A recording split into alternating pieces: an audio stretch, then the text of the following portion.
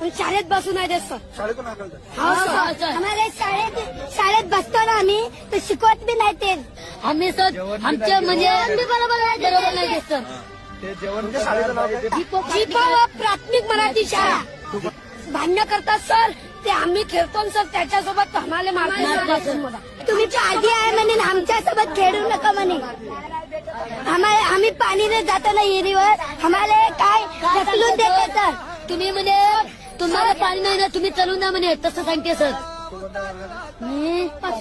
आता हा व्हिडिओ तुम्ही बारकाईने बघितला. ह्या व्हिडिओमध्ये काय म्हणतात होती पोरं?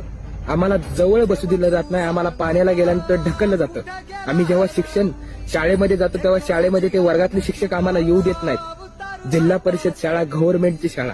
अरे त्या शिक्षकाला तर मी म्हणतोय त्या शिक्षकाला पगार सरकार देतं ना, मग तुम्ही सर्वांना समान शिकवायचं असतं. डॉक्टर बाबासाहेब आंबेडकरांनी सांगितलेलं आहे की शिक्षणाच्या बाबतीत उच्च निस्ता झाली नाही पाहिजे. पण ह्या व्हिडिओमध्ये तुम्ही बघितलं काय झालंय?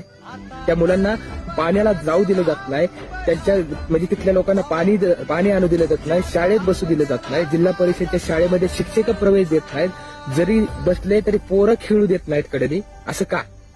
आणि तुम्ही म्हणता महाराष्ट्रामध्ये जातीवाद नाहीये, हे काय आहे का?